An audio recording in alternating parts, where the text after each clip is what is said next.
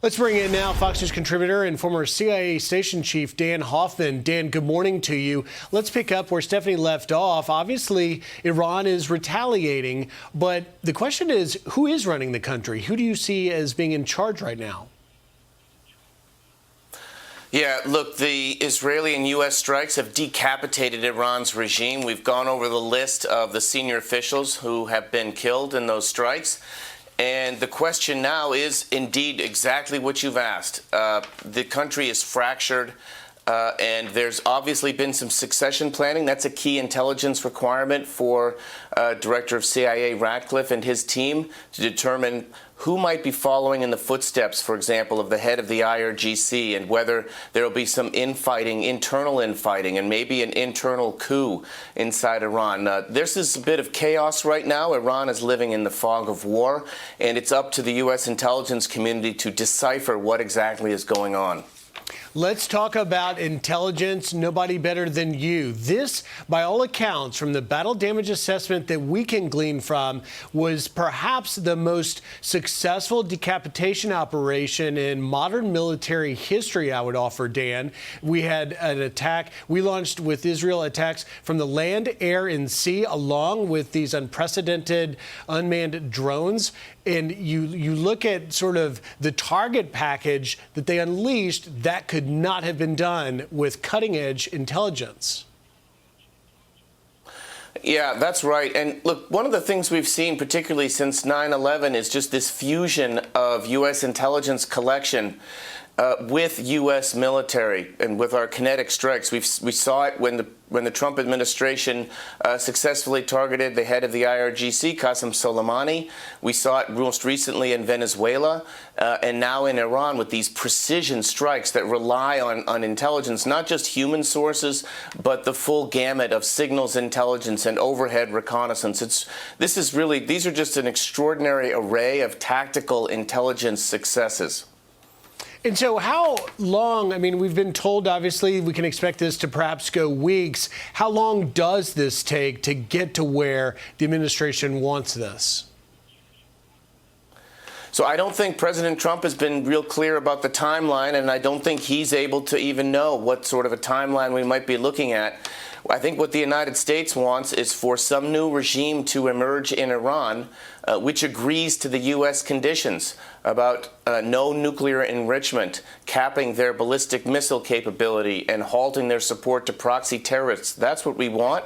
What happens inside Iran is another story. I don't think the Trump administration is interested in nation building or bringing democracy necessarily to Iran. Certainly support to the protesters tangentially, but what we really want is an end to Iran's external aggression in the region and beyond.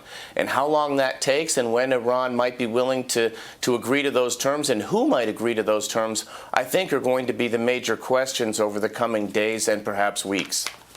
And I just want to touch on, obviously, the U.S. troops are not out of danger by any means. We saw yesterday essentially all of our Gulf allies targeted at our U.S. bases. Ali Salem in Kuwait, you've got Al Dhafra, you've got Al Udeid, the Fifth Fleet targeted. What do you make of the threat now to our U.S. troops? Yeah, I think we have to be on high alert, and especially for our intelligence community, we're looking at targeting Iranians and senior officials, and we've been doing that effectively. But also it's about our defense as well. And we've seen Iranian militias seeking to target us in Erbil. You mentioned our consulate in Karachi. So the Iranian threat is global and worldwide. We need to be on the highest alert, and I'm sure we are. We've also got to be concerned about terrorist threats from al-Qaeda. Remember that the leader of al-Qaeda, Saif al-Adil, is currently enjoying sanctuary inside Iran. And so we really have to be on high alert, and it's worth reminding folks here in the United States, see something, say something. These are times when we need to be extremely careful about what's going on around us and have the situational awareness to understand where a threat might be, not just overseas, but here in the homeland as well. Indeed. Boy, that's an important point. You know, a little bit on that angle, let's talk about what we saw develop overnight, and that is hundreds of protesters storming the U.S. consulate in Karachi. There have been deaths there. What do you make of this situation? Yeah, it's certainly something we've got to be concerned about. And remember that Iran has tried to kill President Trump, as well as Secretary Pompeo and former National Security Advisor Ambassador John Bolton. So they have these asymmetric global assassination squads that they have used in the past. And I wouldn't put it past them, obviously, in this case, to seek to mount that sort of counterattack against us. So we, again, need to be collecting the intelligence. It's what we do. The intelligence community works extraordinarily well together, the CIA and FBI and NSA and others, to collect the intelligence and present the president and all of his advisors with the analysis they need to make the right decisions.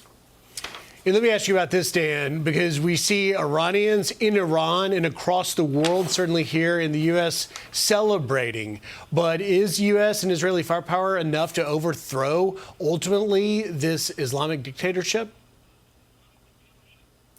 Certainly, the air power strikes that we've launched have been enough to decapitate Iran's leadership.